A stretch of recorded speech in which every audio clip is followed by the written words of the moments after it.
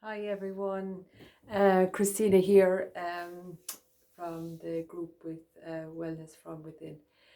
I just wanted to chat a little bit about hormones because this week we're doing about women's hormones, and I just wanted to chat a little bit firstly about what we can do to, um, well, obviously what we can do to help us to support them, but also to recognise that when our body is getting deficient in hormones as well, because I think that's just a part that we don't get explained to us, or maybe some symptoms aren't very obvious to some people. So I just wanted to actually talk about that, because obviously, there is the decline in hormones, and there's many women that have the obvious signs of decline in hormones, as in they have insomnia, they have low mood, they have weight gain, they have low libido, um, poor concentration, and that as well. And they can be the more obvious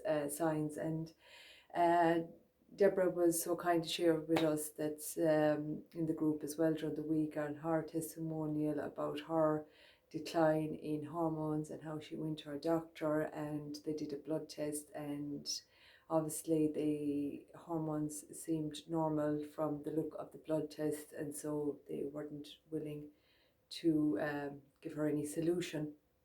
So she was lucky enough to go and discover another wonderful product from doTERRA to help her support her, which has given her back, um, a better quality of life. But sometimes I think that there is other signs and other symptoms of decline in estrogen that isn't obvious to people. Now I also just wanted to talk about, that all three are important to us: the estrogen, the progesterone, and the testosterone. They all work together. They work hand in hand, and so they work together. So it's important that we have a balance between them all, and they all work for one another as well. One can't do the job without the other one, let's say, I suppose, really.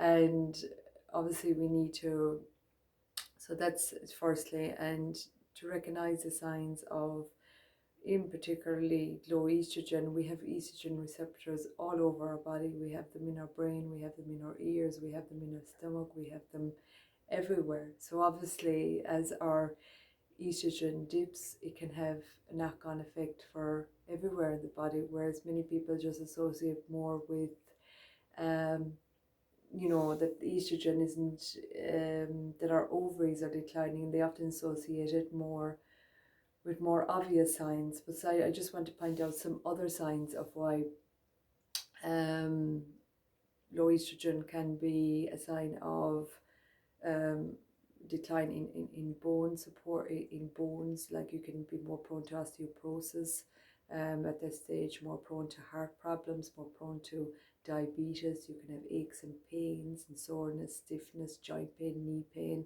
All that can be associated with low estrogen, that can be overseen and overridden and just seen as an arthritic point. So should we be on something, like Deep Blue will help us with arthritis and that sort of thing, it's also important that we go on, that we look at something like phytoestrogen, that we look at something like Claricam, that we look at something like geranium to help us to raise up our estrogen levels, so that which is the root cause of why we have the arthritis in the first place.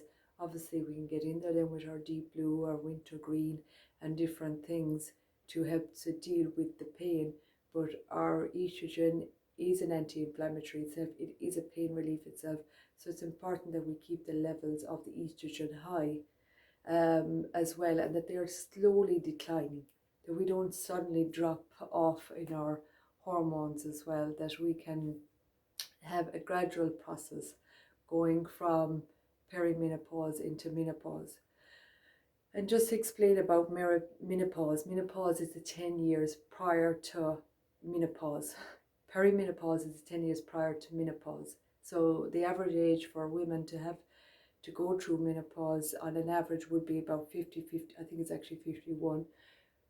So perimenopause can be the 10 years prior to that. and that's why it's important that we look after our health the 10 years prior to that. That's when the damage can be done if we don't recognise the problems with it. Now, me personally, I use Dranium, and the way I look at it in the morning is that I'm going to probably get up in the morning and put on my deodorant, and I'm probably going to get on and put on maybe a little bit of perfume. So I think of two products that can support me in the way they need to smell nice, that I'm going to be putting on a deodorant anyway, and also help my hormones, because our hormones are declining obviously now. At our stage of life, probably faster than what it did in our parents, because of the lives we lead and the environment we live in. Let's not put a synthetic deodorant on us. Let's put a natural deodorant on us that will also help us to support our hormones as well. And that, and I also just go too far. Can I without? Oh,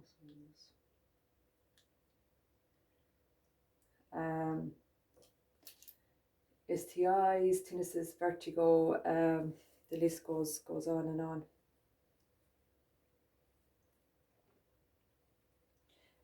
As well, and I like to place I place it on my heart chakra.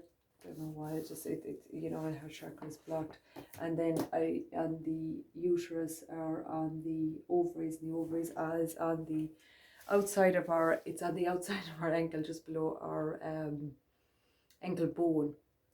And there's a point there where I actually put it on. I'll show you a chart in a second and do that.